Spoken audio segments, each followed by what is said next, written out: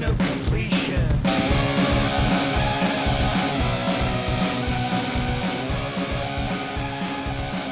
Hello! Welcome to the Two Consoles Too Late podcast. I am the host, Jackson Keebler, and I am Two Consoles Too Late. What does that mean? Inquiring minds want to know. This just in. On this podcast, we look at the classics and the not-so-classics of retro video games, often for the very first time, and with no nostalgia, no memory, no wanton memories, just playing it pretty much for the first time. And today we are looking at Alundra on the PlayStation, which was a spiritual successor to Landstalker on the Sega Genesis. And on Auction Alert, we're going to be looking at a copy of Pokemon Emerald that's prices rivaling Bitcoin. And on Going Long, we got an update on a Switch 2 game that's reviving an old franchise. And GameStop is back in the news. It's going to be a lot of fun. Let's go. Going long. It is going long. Looking long. Going long. It is going long. Looking long.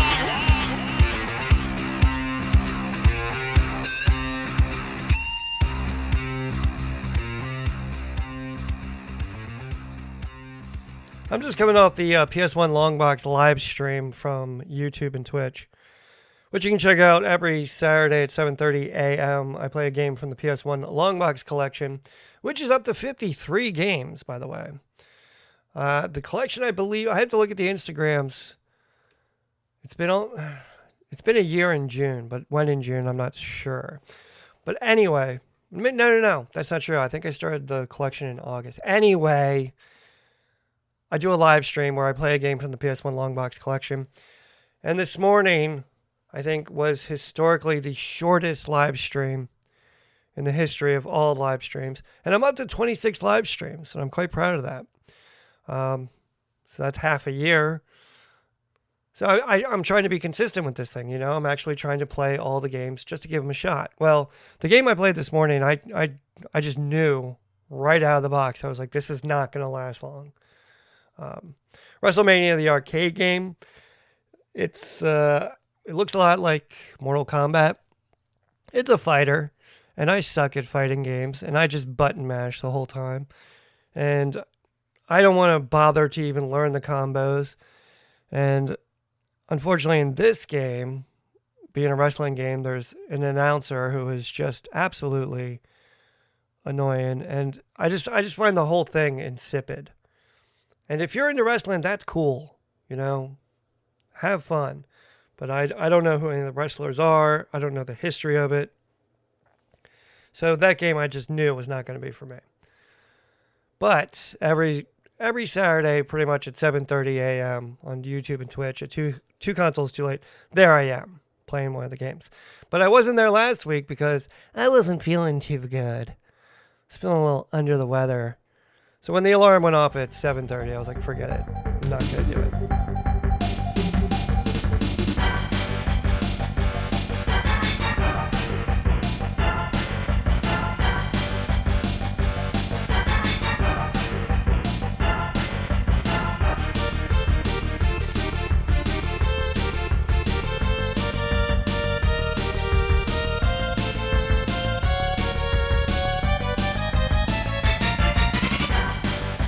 Any excuse I have to play that song, I will gladly welcome, because that song is fucking awesome. If you don't know that song, it's from Star Fox. And the reason I'm playing it is because there was a Nintendo Direct this week with the return of Japanese Snapping Guy, announcing that there's going to be a Star Fox game for the Switch 2, which is basically just going to be a reboot, remaster, remake, redux of Star Fox 64. And the Nintendo Direct started with good old Shigeru Miyamoto, looking quite spry for his age. Once again, I think he's a smoker. And he dropped, the bomb that Fox McCloud was in the Mario Galaxy movie. And I've been avoiding spoilers on that movie, so thanks a lot, Shigeru. Now, you ruined the whole movie for me. I still haven't seen it. I might go see it today because it's supposed to be a crappy rainy day in Baltimore, which is a perfect chance to go to the movies. So GameStop is back in the news, and I just wanted to give this some quick lip service before we jump into talking about Alundra. I got an article that came across my feed from Kotaku, written by John Walker. Headline reads, GameStop CEO stuns news anchors into silence with his level of ignorance. So for those who don't know, the CEO of GameStop is snowballing the idea that they're going to buy eBay, which has a lot of journalists scratching their heads as to how that could possibly happen. So I'm going to read a little bit of this article. The idea of GameStop buying eBay is widely considered an absolutely dreadful one. But just in case anyone was still on the fence, GameStop CEO Ryan Cohen gave an interview to CNBC that went so badly it left the hosts and any viewers dumbfounded. The core question behind this deeply peculiar move by GameStop is where the company could possibly get the money. Cohen's answer? Yeah, still waiting on that because he genuinely didn't seem to understand the question. GameStop is currently valued at a pretty spurious, good word, $11 billion, while eBay is roughly $47 billion. Blah, blah, blah, blah, blah. I'll put a link in the show notes to this article. Anyway, and I think it's it's a foregone conclusion that this isn't going to go through. But it reminded me of an allegory about the circus, which I'm going to read here. If the circus was coming and you went to look for a site to pitch the tent, that's called market research. If you painted a sign before the circus came to town announcing the circus is coming to town on Saturday, that's called advertising. If you put the sign on the back of an elephant as it marched through town, that's called promotion. If the elephant, still with the sign on his back, tramples through the mayor's garden and it makes the evening news, that's called publicity. If you get the mayor to laugh about it, that's public relations. And if you created, planned, and managed all of those activities, that's called marketing. So what we have here is a publicity stunt by Ryan Cohen, CEO of GameStop, that somehow they're going to buy eBay. Now, even if that was remotely possible, I mean, given the state of GameStop, I mean, what would happen to eBay? It would just absolutely go to shit. So if I was on the board of directors of either company, I would, before considering acquisition, I would consider firing a certain someone.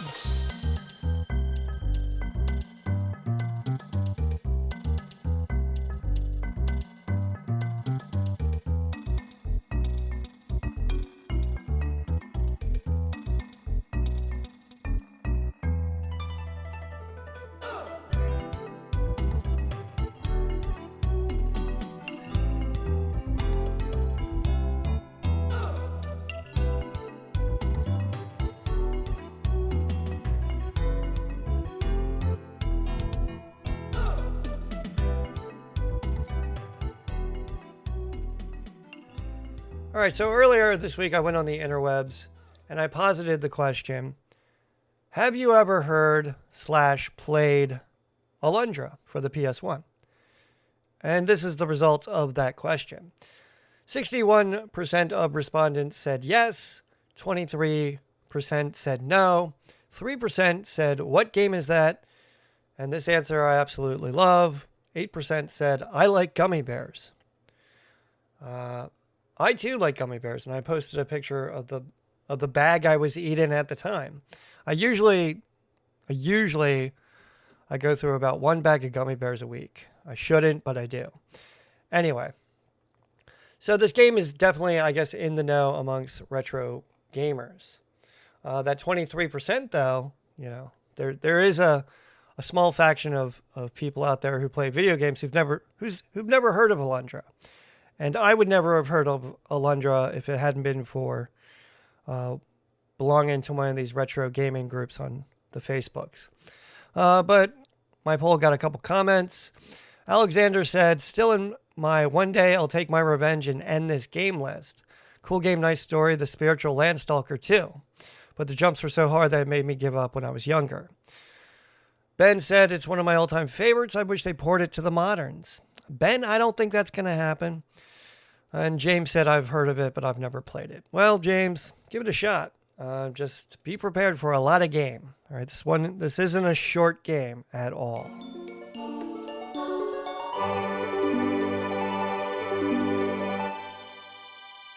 All right, let's jump right into this. Alundra was released in 1997. I think it was April 11th. Don't quote me. It was released in 1997 for the original PlayStation and was developed by Matrix Software and published by Working Designs in North America. And at a glance, it looks like a Zelda clone. It's got an isometric view. It's got sword combat, some puzzle-heavy dungeons. But Alundra gets dark very fast. And the fact it gets paralleled to games like Link to the Past, I'm going to give that some brief lip service in a moment.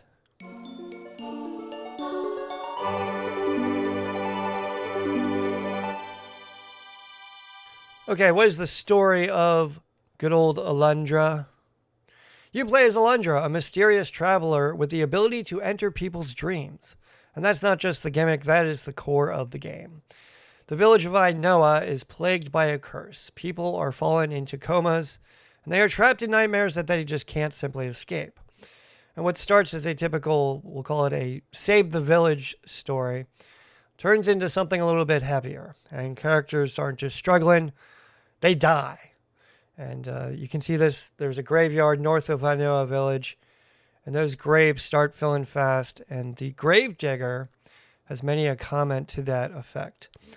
Very Shakespearean that the grave digger is comedy relief. The combat of Alundra is pretty straightforward, just like, any other Zelda clone. It's a series of sword slashes, jumping attacks, you have magic abilities, nothing too unusual here. But the combat's not really at the core of Alundra. What's at the core of Alundra are these puzzles. And these puzzles are brutal. You've got time-based platforming, you've got block puzzles, you've got switch puzzles, you've got hidden mechanics and switches. The game just demands a level of precision and patience with these puzzles that I have, but pretty briefly, I would say. My fuse gets shorter and shorter the more I play Alundra. So if you've ever yelled at a game for making you miss a jump by maybe like half a pixel, Alundra's not going to be your friend.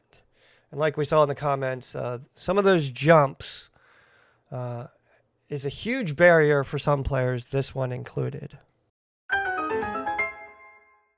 Now, when I say barriers, there are, I didn't get the exact count, but I think it's something like 20 dungeons in Alundra. Now I'm thinking, okay, Link to the Past, what do you got? Like maybe 8? 10, 11?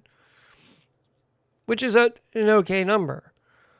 Anything over 10 dungeons is kind of overdoing it. So when you have a game with 20 dungeons, and some are long and some are short, I don't know because I didn't finish the game. And I'm going to talk all about that because I've been playing this game for a month and I still didn't finish it. All right, so these are the 20 dungeons. Tarn's Manor, Wendell's Dream, Olin's Nightmare, Coal Mine, Lars Crypt, Bonaire's Dream, Ancient Shrine, Coastal Cave, Klein's Nightmare, Reptile Lair, Giles' Dream. I can't pronounce this one. Magiskar. It's a weird name. Sanctuary, Maya's Dream, Underground Waterway. That's where I stopped. I stopped at Underground Waterway. And I don't think it's of any surprise that there's a water temple dungeon that absolutely frustrated the shit out of me. I think it's a common theme in these sort of games. Neruda's Lair, Fairy Pond, Aline's Dream, Merg Woods, Tower of the Great Tree, Torla Mountain, Nestus's Nightmare, Novice Keep, Lake Shrine, blah, blah, blah, blah. The recurrent thought that I was having as I was playing Alundra was pencils down. Okay, it's just too much. And I'm going to get all into that at the end. But for right now, I'm just doing what I call the AI slot portion of the podcast. Okay, working designs. Either you know them or you hate them. I've never heard of working designs up until I played Alundra, but apparently they're a thing. So I guess we should talk about them a little bit. They handled the North American release of Alundra, and they have a bit of a reputation. They often tweak difficulty, add humor, and localize scripts with a very distinct voice. They've done other games. The big one, I think, is Lunar and Lunar 2. The only thing that stood out for me from Working Designs was the value of their games. Alundra included, a lot of their games go for $100+, which makes them, I guess, somewhat, collector's items.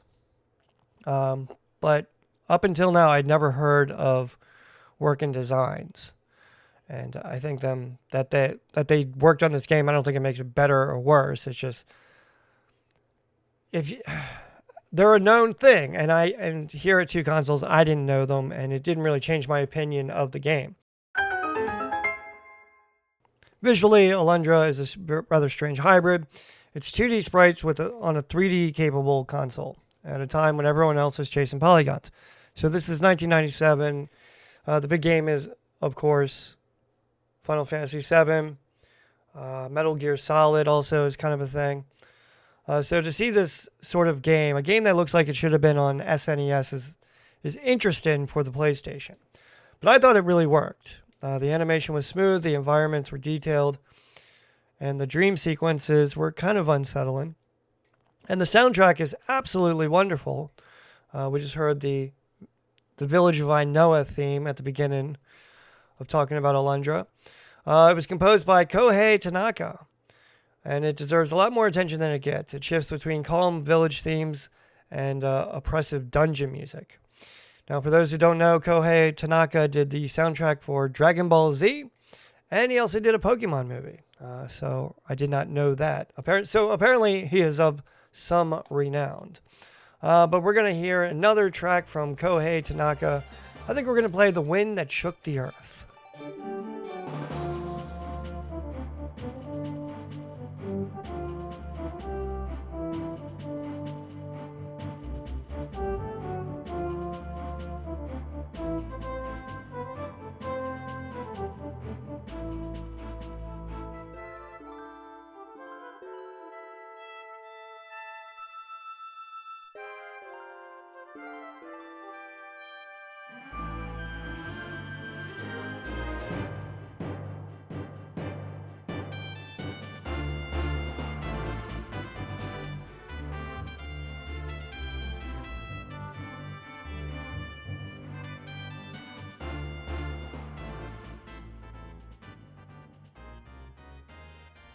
So why was Alundra overlooked? Because, once again, we saw in that online poll that 23% of people questioned had never heard of Alundra.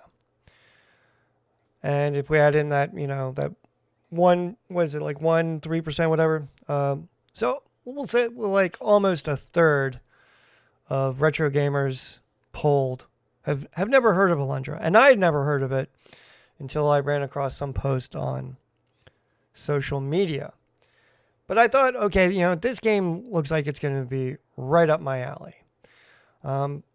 Because, the late 1990s PlayStation, once again, is really known for games like Final Fantasy VII and Metal Gear Solid. Two games I just do not like. And compared to those, Alundra looked smaller. It was less flashy. And as I picked it up, it's hard to pick up this game casually. And this game didn't really have a big marketing push. I couldn't find like a commercial for Alundra like on the YouTubes. So there was a bit of a barrier with this game. But what this game did have was a lot of depth. I went into this game thinking, okay, it's going to be like Link to the Past. Was it going to be like, given my inexperience, it'll take me, 20 hours? No. I started playing Alundra on April 15th, and I still didn't finish the game. So this being a Working Designs title, it commands a pretty penny. And a CIB copy of Alundra, according to Price Chart, is $166, and a loose copy is $75. Now, how much did I pay for my copy of Alundra? Well, me being a cheap fucking bastard, I went on over to the PlayStation store, and I got a digital copy for $6. And that's sort of relevant right now because apparently, I'm not sure if this applies to PS3, but there was a story in gaming news that Sony wants you to turn on your PlayStation like every 30 days so you can keep your games or something. Digital versus physical, it's a question I often ask here at the podcast. And most people answer on the side of physical because of digital media rights, or whatever the abbreviation is. I mean, if somehow Sony like zapped all my games, out of my PlayStation 3, which I guess I signed some sort of agreement that they could do that. I don't think I'd be too upset because I didn't pay a lot for those games. What I'd be more upset about is that I lost those games. Now, that's not true. If there was one game that I downloaded that I'd be really bummed about losing, I think it'd be Vagrant Story. And that's relevant because Alundra really reminded me of Vagrant Story. So anyway, let's head on over to the shop Goodwills and see if there's a copy of Alundra on Auction Alerts. Auction alert. So before I do Auction Alert, I gotta do a stick it, and it is going to my iMac. Stick it. My iMac is about to self-destruct because it can't handle running Google Chrome and GarageBand at the same time. And I've put off getting an external SSD and trying to fix this iMac just because memory prices are kind of going through the roof. And I'm not sure if that's because of rare earth metals. I mean, we're looking at video game console prices are shooting up. PlayStation 2, or not PlayStation 2, PlayStation 5, it's like, what, $900 now? And then there was an announcement this week. I emailed myself an article from Kotaku that Nintendo's raising the price on Switch 2. It's going up to like $450, which I think it was already at. The fact that console costs less than $500 is pretty amazing. And that's without an OLED. Anyway, so to rise in memory prices and everything, I have to say, Stick it. and to my crappy iMac, you're really, really just testing my patience here. So back in January 28th to be more specific, a copy of Alundra sold on the shop Goodwills. It came from the Goodwill of Central Oklahoma, right in the middle of the panhandle. Got 11 bids and sold for $92. So whoever picked that up got Alundra for quite a steal, considering that it's worth $166. Looked to be in great condition. I just didn't know what Alundra was at the time, but now I do. And so if I ever see a copy, I'll keep my eye on it, although I don't want a physical copy because I'm probably never going to play Alundra again. I'd be hard-pressed to play this game again. But anyway, let's check out and see what else is on the shop Goodwills, especially this copy of Pokemon Emerald. So when I was at Goodwill, we once got a copy of Pokemon Emerald that was sealed. And it went for like $3,000. But that makes sense when you think, okay, a Pokemon game that was sealed, that was in pretty good condition. So when you hear something like that, you're not surprised. But when I saw that a loose copy of Pokemon Emerald was going, right now it's on the shop Goodwills. It's coming from the Goodwill of Colorado, just good old Colorado. It's got 23 bids. This auction ends in 13 hours at the time of this podcast, and it's up to $295. And this is not a fake, all right? This looks to be a genuine copy of Pokemon, but there are fakes out there. If you want to learn how to identify a fake Pokemon game, head on over to the YouTubes. I'm not going to tell you. Anyway, so what had me scratching my head on this auction was, why is this game $295? Because when I was at Goodwill, Pokemon Emerald went for, a pretty penny, but not $295. So this game has risen in price dramatically. So let's see here. Let's go back to May of 2021. So 5 years ago, loose, this game was $137.50. All right. And it took a bit of a dip. But then in 2022, it's $121. So it rises. 2023, $178. And then it rises. May of 2024, it goes up to $210. And then last year, took a little bit of a dip and went down to $208. But to go from, let's go back, 2021, $137 to now $249 is quite the increase. And I'm not sure what in the market caused that. So I'm not sure if that's on like the Switch online store or whatnot. I think they're slow to release the Pokemon games. I think Nintendo is releasing some Pokemon games, but you got to pay for them. Which I guess there's money there. But anyway, so if you want a genuine copy of Pokemon Emerald, head on over to the Shop Goodwills. Just be expected to pay a lot of money. And we have to give some lip service to a couple of auctions that only I would care about. Yes, long box games, yay! I have a button for that. All right, so the first one it's 2 long box games. It's Jupiter Strike and Panzer General. And this is coming from the Goodwills of the Chesapeake. How you guys doing? I don't have Panzer General. I do have Jupiter Strike. I bookmarked this one. If the price stays low, I might pick it up. But I'm in no rush to pick that up.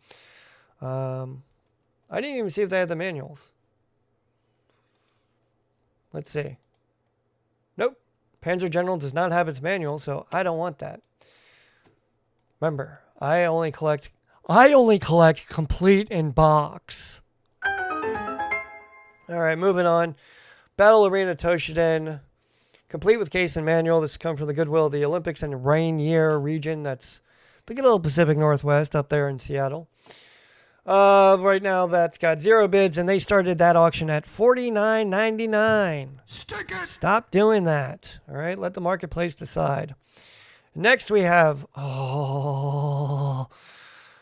Primal Rage for the PlayStation long box. This is coming from the Goodwill of Central and Northern Arizona. A fucking Goodwill I absolutely abhor. They're right there with the Evergreen Goodwill as one of the worst shop Goodwills ever. All right? They price their stuff way too high, and their customer service absolutely sucks because they have a copy of Primal Rage. It's a long box copy, and they took pictures of it, but they didn't say whether it includes the manual. So I, posited the question, does this game have the manual? That was a week ago. Stick it! And they still haven't responded. Copy of Primal Rage in long box. Once again, I'm just going to be like, it's like $50. It's more than that. I think it's like 80 or 90. But I'm not going to pick it up if it doesn't have the manual. But I can't do that unless you answer my goddamn question. Come on. Customer service here. It's just, And here's, for those who aren't in the know, I'll drop this little bomb. The Goodwill of Central and Northern Arizona actually acquired a Goodwill here in Maryland because they were in financial straits. And I have to say, after a very, very, very, very, very brief time with them, they don't know what the fuck they're doing. No one's minding the ship over there. So to see bad customer service and stupid pricing coming from this Goodwill is of no surprise. Last but not least, we also have another set of long box games. This set includes Jupiter Strike and Wing Commander 3. Wing Commander 3 looks, the case, it's got a broken hinge. And the whole thing just looks kind of sloppy. And I think I'm passing on this one. Once again, it's come from the Goodwill of the Olympics and Rainier region. Zero bids starting at $49.99. Let the market decide. Come on, people. And one more auction. A Neo Geo X Gold Limited Edition console with a Ninja Masters game card. I think I featured this on the last episode because Neo Geo is having a moment because they are re-releasing that console. I am so tired of hearing about the goddamn Neo Geo. I don't care about the Neo Geo. $250 for that console seems like a fair price, but suddenly everyone's a goddamn expert on the Neo Geo. Stick it. I'm not. I full disclosure, I don't know anything about the Neo Geo. I know that it was developed by SNK, and a lot of the games are fighting games. Okay, that's about it. The only games I know on the Neo Geo are Metal Slug and Polestar. And the only reason I know those is because Neo Geo, once again, is having this moment right now. The reason I'm featuring this auction isn't because it's Neo Geo. It's because it's already been listed, and I guess they didn't pay for it, once again. So, there you go. If you want an original, genuine Neo Geo X Gold Limited Edition console, it can be had on the shop Goodwills from the Goodwill of Orange County. It's got 8 bids, and it's up to $276. And if you do win the auction, please pay for it. Stick it. So what are my thoughts on Alundra? Because they are many. And if you want to see my many wandering thoughts on this game, head on over to the Patreon at patreon.com/2consoles2late. I posted 2 pages of typewritten notes as well as a map that I printed out to aid me in my play of Alundra. Now, why did I have to print out a map? Well, I'm going to get to that. Once again, I downloaded Alundra back in April 15th. I did an Instagram post. I was like, okay, I'm going to start playing this game. And here we are almost in the middle of May, and I only got as far as the underground waterway dungeon. And the platforming of that dungeon just proved to be super difficult. And my first impressions of Alundra was it looked a lot like Chrono Trigger, and it kind of played a little bit like Chrono Trigger. And I'm not a fan of Chrono Trigger because that's an RPG. But Alundra's not an RPG. I wouldn't even call it an action RPG because you don't really level up. There's a great interview on Shmuplations with the developers of Alundra talking about the game and whether it is, an action RPG. And there's a quote from the developer saying, there's no experience points in Alundra other than the experience you acquire from playing the game. I just thought that was really funny. So as I'm playing the game, right away I notice that the pacing of the game is rather slow. I only had 3 weapons after playing the game for 8 hours. And I thought, am I doing something wrong here? To only have 3 weapons, did I miss something in one of the dungeons? But that was just simply not the case. You have a dagger, the iron flail, and you acquire some bombs. And so right away I was thinking, okay, I need more weapons because after 8 hours, I don't know what dungeon I had reached, but there's a lot of dungeons in this game. Once again, 20 dungeons. And my thought, time and time and time again, was just put the pencils down with these dungeons. I mean, I get it, but at the same time, I don't. This game gets compared to Zelda quite often.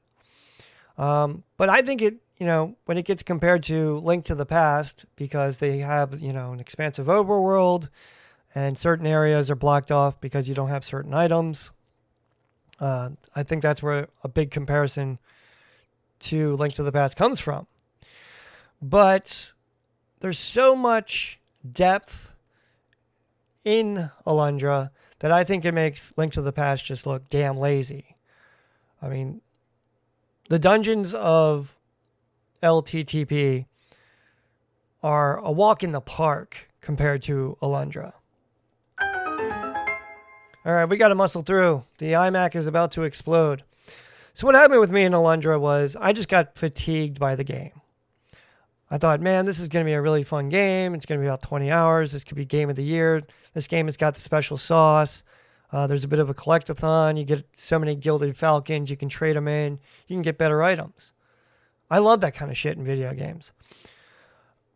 But more and more as I played the game, I just got worn down by Alundra.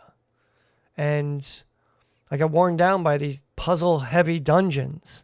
I got worn down by the fact that the pacing was so slow that I only had 3 weapons. I got worn down by the fact that there was no in-game map. And I had absolutely no idea where I was in the overworld. And after 30 hours of playing Alundra, I still had a very loose understanding of where things were. And there was just a lot of that in Alundra. So I thought, okay, what could have been Game of the Year is not going to be Game of the Year because of all these flaws. So you have too many dungeons that are very puzzle heavy. You have a game with a wonderful overworld, but with no map. But there is an in-game map when you go to the fortune teller, because you give her 15 gilder and she says, okay, you need to go here. And guess what? Up pops a map with a shining beacon telling you where to go. It's like, is this something that we could just have, like hit the select button and be like, oh, okay, there's the map. Nope, they didn't do that. So I had to go and print out my shitty copy. Once again, check it out over on the Patreon. And once again, there's this huge overworld that you can explore. You can see these chests and you wonder, okay, what's in these chests? And you can't access them because they're blocked by, large rocks or these thorny bushes. And you come to find out that you can't, you need the power glove, which is a huge ripoff of Zelda. You need the power glove to lift the large stones, and you need a fire wand to burn the thorny bushes. But I didn't get those items until like 27 hours into the game. And by that point, I was pretty much done. You could just stuck a fork in me. I was just going through the motions of Alundra for the podcast. Because at that point, I thought, what, if I haven't finished this game after a month of playing this, I don't think I'm ever going to finish this game. All right, so there's a certain Zelda game. It starts off, you're on a ship and you are shipwrecked and on a island and you wake up in someone's home. That's Link's Awakening. Well, guess how Alundra starts? Exactly the same way. You're on a ship and there's a storm at sea and you are shipwrecked in the land of whatever. I don't even know what the land was called. I just know that the village is named Ainoa. Now, what could have easily have just been a quick cutscene, like, okay, you're on a ship and now you're shipwrecked, was a bit of a level. And it wasn't a dungeon. And it wasn't a tutorial. It was just kind of filler. Because you walk around the ship, you talk to the characters. They don't really give you much information. You don't acquire anything on the ship like a sword or a shield. The only thing you can do on the ship is lift some boxes and then go to sleep. And then you wake up and you have to escape the sinking ship, which is like a secret passage from one bedroom to another that you find out exists because you talk to one of the sailors. Anyway, so what I guess was supposed to be a tutorial level was just stupidly added. It did nothing for the game. And it added, I would say, an hour to the whole experience of Alundra.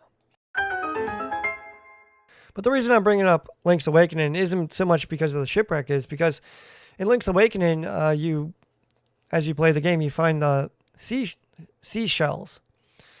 And after you get so many of these shells, you can trade them in and get upgrades like heart containers and sword upgrades and whatnot. And that's something that just jazzes me when I play a video game. When I was playing Shadow Man, you had to collect Cadeau, these little vessels, and if you had so many Cadeau, you could upgrade your life meter and get certain items. So it's things like that I really like in video games. So when I saw there's these gilded falcons in Alundra, I thought, okay, this is perfect. This is the secret sauce. I'm really going to like this game. But after, once again, 27 hours of playing the game and completing 13 dungeons and acquiring 26 some gilded falcons, it wasn't until then I was able to go to Merrick, the captain of the ship, and trade in my falcons for life vessels and defensive and offensive items. And it's just, the pacing of Alundra was very slow. And I just think that it shouldn't have taken that long to start trading in these gilded falcons for better items. Now, I mean, the items didn't really, I think, change the results of my gameplay. I mean, a couple life vessels, all right, maybe I stayed alive a little bit longer. The only times I died really were against the bosses. And, there's not much to talk about with the boss battles. They all had a very simple pattern. With a couple magic attacks, they were easily defeated. But the big takeaway from Alundra, at least for me, was that the pacing was just really slow, to the point where I just didn't finish the game. So another recurrent thought I had as I was playing Alundra and thinking, you know what, working designs, pencils down, stop designing these dungeons, work on the platforming. My thoughts kept going back to Vagrant's story, because I knew the more and more as I was playing Alundra, I just kind of knew, I was like, I don't think I'm going to be able to finish this game, and I really want to finish this game. I think I got my money out of it. I only paid $6 for the game. But I kept going back to Vagrant's Story, which I am calling my bucket list game. It's one of those games that's like, you know what, if I get diagnosed, God forbid, with like some sort of terminal illness and I only have a small window in which to live, one of my bucket list items is to finish Vagrant's Story. But Alundra's not going to be on that list. I'd rather play Vagrant Story than play this. And I'd rather play an RPG, a full-blown RPG from Squaresoft, than finish Alundra. It's just a lot of, on paper, I thought, okay, this is perfect. This could be game of the year. I will become the next prophet of Alundra. But after 30 hours of playing the game, I started on April 15th, and that is like me coming home, making dinner, play Alundra for about an hour or two, put it down, and doing that for a month. I can't recommend it. I mean, yeah, play it, but don't expect to get very far. Don't expect to get any sort of progression that is rewarding. I'm not a video game designer. But if I was, I would try to reward the player early on. And Alundra just doesn't do that. The pacing of Alundra is really slow. You're just not getting a lot of weapons. You're not getting a lot of, secret items. And the story, I could care less about the story. Because there's so many characters in Alundra. And so many people are dying. And there's all these themes about religion and death going on. It gets a little preachy, and my eyes just sort of glaze over and I check out. And that's what happened with Alundra. I just sort of checked out. Once again, I'd like to finish it, but it's just not going to happen. So it's not really a thumbs up or a thumbs down here, Two Consoles. Play it. Experience that really bad platforming. Experience the wonderful soundtrack and the wonderful graphics, especially at a time, once again, where, everything was 3D. Here comes a game that looked like it should have been on the SNES, but it was on the PlayStation. So it's kind of a weird little anomaly. I recommend it, but just don't expect to get very far with it.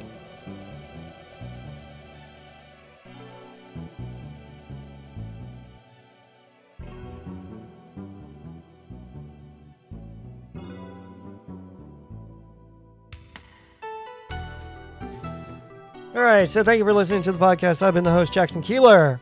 You can check me out on the interwebs. Just go into Google and type in Two Consoles Too Late, and there I will be. And be sure to head on over to the Patreon at patreon.com/2consoles2late. I just posted the typewriter notes from Alundra, as well as my video game map. And be sure to check out the other bonus content of, let's hear the Going Long podcast, typewriter manifestos, and whatnot. And if you support the podcast monetarily, I'll give you a Miracle of Save States magnet, a typewritten postcard signed by me. What else? Walter Day trading card, and hell, I'll give you a shout out on the airwaves. Why not? But that all being said, thank you for listening. I'm going to get out of here. I'm picking up a hacked PS2. A buddy of mine said he had one, and I thought, you know what? That's interesting. I'm going to check this out. So I'm going to go pick that up. But as always, have a good one. I love you, and goodbye.